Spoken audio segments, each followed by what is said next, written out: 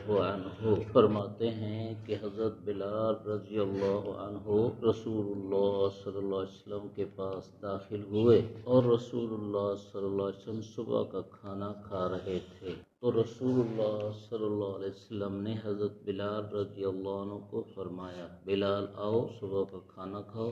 عرض کیا، یا رسول اللہ میں روزے سے ہوں، تو رسول اللہ صلی اللہ علیہ وسلم نے ارشاد فرمایا، نأکل رزقنا وفضل رزق بلال فی الجنہ، اشعرت یا بلال ان الصائم تصبح عظامہ وتستغفر له الملائکہ ما اکل عنده۔ ہم اپنا رزق کھا رہے ہیں اور حضرت بلال کا رزق جنت میں بڑھ رہا ہے۔ بلال پتہ ہے آپ کو، روزہ دار کی ہڈیاں بھی سبحان اللہ پڑتی ہیں، اور جب تک اس کے سامنے کھایا جائے فرشتے روزہ دار کے لیے دعائے مغفرت کرتے ہیں۔ اس حدیث پاک میں روزہ دار کے لیے جنت میں رزق بڑھنا ذکر ہوا۔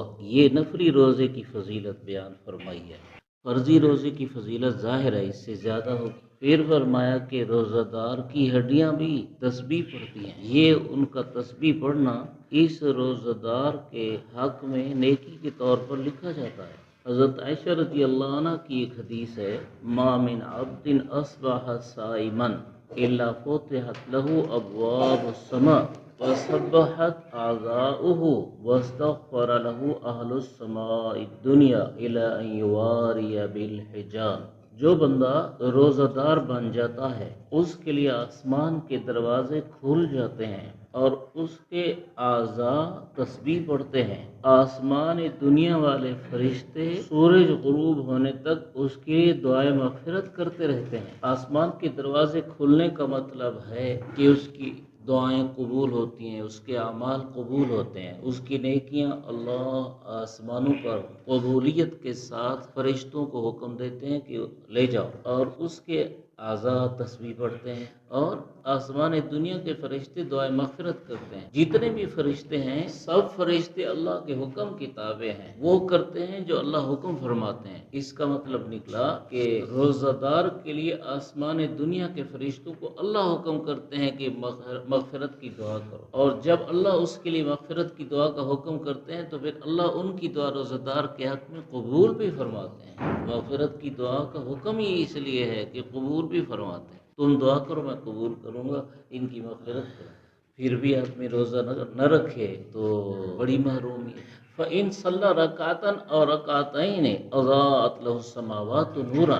آدمی روزہ دار جب ایک دو رکعت پڑھتا ہے تو آسمان میں اس کا نور روشن ہو جاتا ہے، یہی نور ہے جو آخرت میں پھر آدمی کو ملے گا۔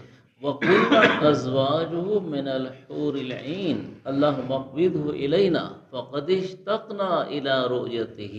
اور اس روزہ دار کی حور عین بیویاں کہتی ہیں کہ اے اللہ اس کو ہمارے پاس لے آؤ، ہمیں اس کے دیدار کا شوق ہے۔ یعنی روزہ رکھنے پر حور عین بیویاں ملتی ہیں، اور روزہ رکھنے والوں کے لیے وہ حور عین بیویاں دیدار کا شوق کرتے ہوئے دعائیں کرتی ہیں کہ یا اللہ اس کو لے آؤ، ہمارے پاس لے آؤ۔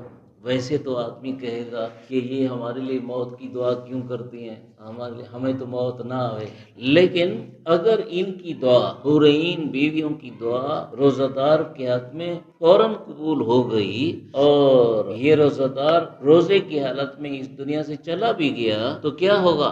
جاتے وقت ہی حور عین سامنے آ جائیں گی، اور پھر آدمی کا اس دنیا سے جانے کا شوق کرے گا کہ مجھے تو دنیا کی بیویوں سے بھی اچھی بیویاں مل رہی ہیں، چلو جاؤ۔